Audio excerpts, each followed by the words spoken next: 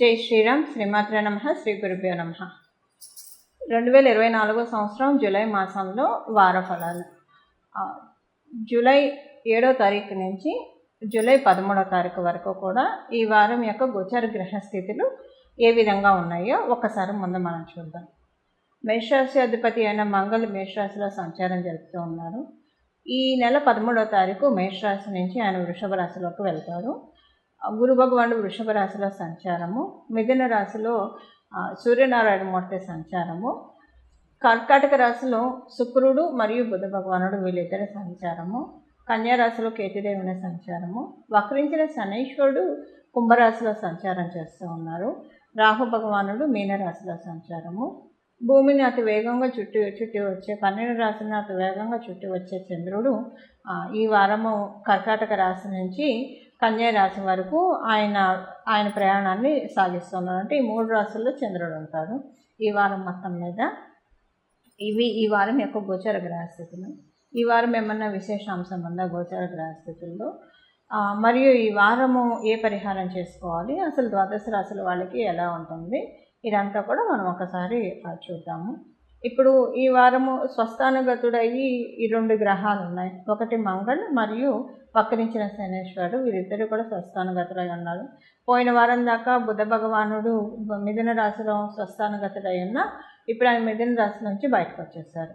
ఈ వారం యొక్క స్పెషల్ అంశం ఏంటంటే శుక్ర భగవానుడు కర్కాటక రాశిలో సంచారము. ఎందుకు కర్కాటక రాశిలో సంచారం అంటే ఎప్పుడైనా 4th హౌస్లో శుక్రుడు ఉంటే కనుక చాలా మంచిది. అంటే కాలపురుషుడు కుండలిలోంచి మీ జన్మజాతకంలో కూడా 4th హౌస్లో శుక్రుడు ఉంటే చాలా మంచిది. అంటే ఇంట్లో కొంతమంది చూడండి, ఇంట్లో చాలా రిలాక్స్డ్గా ప్లెజెంట్గా చిల్ అవుతూ ఉంటారు.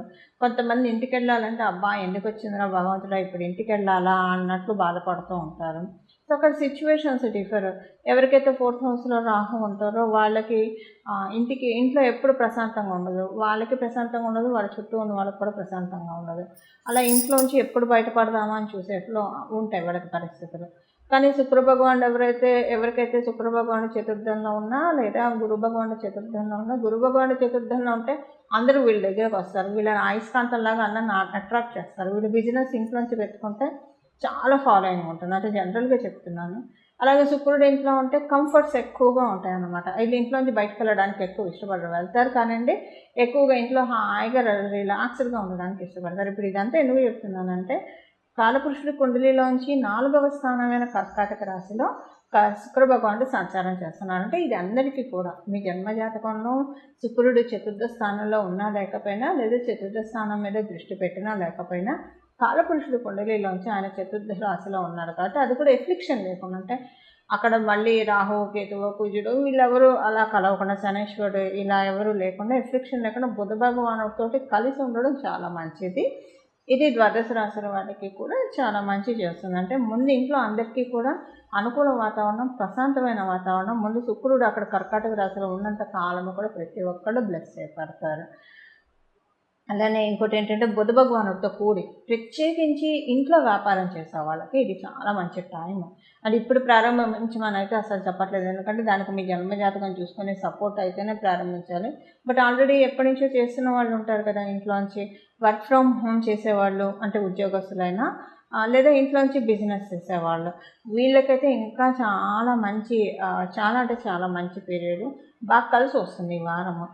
ఈ వారం యొక్క ఇంపాక్ట్ ఒక నెల అంటే ఒక 2-3 వారాలు ఉంటుంది. సో చాలా బాగా కలిసి వస్తుంది. వీళ్ళు చేసే ఇంటి నుంచి చేసే వ్యాపారము చాలా బాగా కలిసి వస్తుంది. అలాగే వర్క్ ఫ్రమ్ హోమ్ చేసే వాళ్ళకి కూడా చాలా మంచి ఐడెంటిటీ ఇప్పుడు ఉన్న ఈ గోచారం కలగజేస్తూ ఉంది.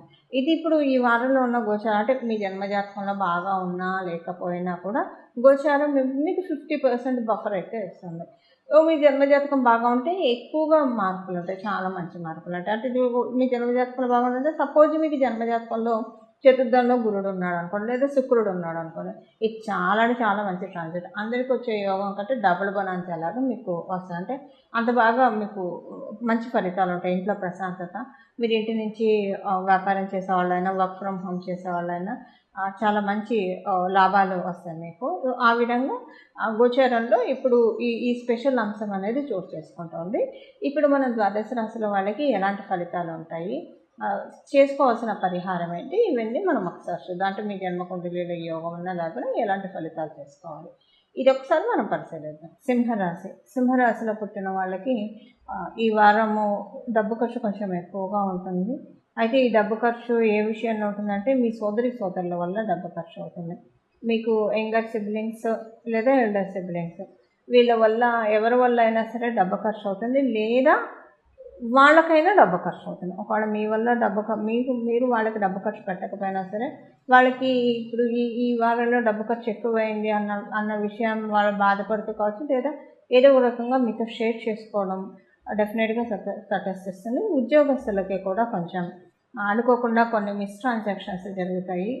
సో ఫైనాన్షియల్ వైజ్ ఉద్యోగస్తులు ఏదైనా పేమెంట్ చేసేటప్పుడు 1-2 సార్లు చూసుకొని బాగా జాగ్రత్తగా వెరిఫై చేసుకొని పేమెంట్ చేయాలి, లేదా మీరు చేసే పేమెంట్ అది వేరే వాళ్ళకి వెళ్తుంది. అయితే ఈ విషయం కేవలంగా ఉద్యోగస్తులకు అప్లికేబిలిటీ ఉంటుంది. వ్యాపారస్తులకి ఈ ఫైనాన్షియల్ ట్రాన్సాక్షన్లో మరీ మీ జన్మజాతకం బాగా సహకారంగా లేకపోతే మీరు కొంచెం జాగ్రత్తగా ఉండాలి. మీ జన్మజాతకం కొంచెం బాగున్నా సరే ఈ పాయింట్ మీకు వర్తించదు. పెద్దగా మీరు దీని గురించి దిగులు చెందాల్సిన అవసరం కూడా ఉండదు. అలాగే పడుకున్నప్పుడు మెయిన్ చాలా చక్కటి నిద్ర పడుతుంది. దేవీ దేవతలు కల్లోకి వస్తారు, మీకు అంటే బ్లెస్సింగ్స్ బాగా ఇస్తారు దేవీ దేవతలు వచ్చి.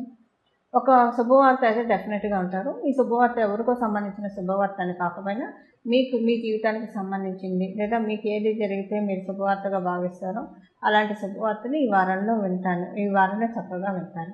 ఇవి ఈ వారం యొక్క గోచర గ్రహస్థితుల ఫలితాలు సింహరాశిలో పుట్టిన వాళ్ళకి. చూసారు కదండి మీ రాశి వాళ్ళకి ఎలాంటి ఫలితాలు ఉంటాయో. ఇప్పుడు దీనికి చేసుకోవాల్సిన పరిహారం మనం చూద్దాము. శుక్రుడు బాగా బ్లెస్ చేస్తూ ఉన్నారు.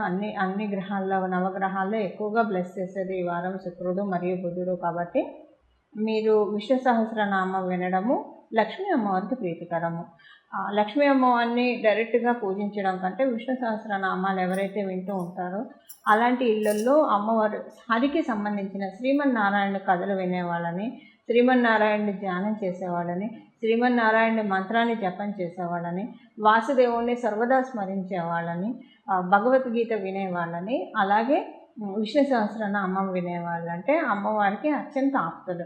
సో ఇలా మీరు కనుక చేసుకుంటే చాలా బాగా ఉంటుంది. ప్రతిరోజు స్త్రీ సూక్తం, పురుష సూక్తం ఈ వారం రోజులు వితౌట్ ఎనీ ఫెయిల్, అంటే ఆడవాళ్ళు అయితే సూక్తం చదవకపోవడం మంచిది, మగవాళ్ళు చదవండి లేదా వినొచ్చు. ఇప్పుడు ఎవరైనా వినొచ్చు, చక్కగా వినడానికి ప్రయత్నించండి. ప్రతిరోజు లేవంగానే 3 సార్లు పురుష సూక్తం, 3 సార్లు స్త్రీ సూక్తము ఇలా చేయడం వల్ల శుక్ర భగవానుడు చతుర్థ స్థానంలో ఉంటూ మీకు చాలా చక్కటి యోగాన్ని కలిగిస్తారు. అలానే లక్ష్మీ అమ్మవారికి సంబంధించిన కనకదార స్తోత్రాన్ని, ఎందుకంటే బుధ భగవానుడు ఉన్నాడు కాబట్టి ఇక్కడ ప్రత్యేకించి ఈ రెమెడీ అయితే అస్సలు మిస్ అవ్వకండి.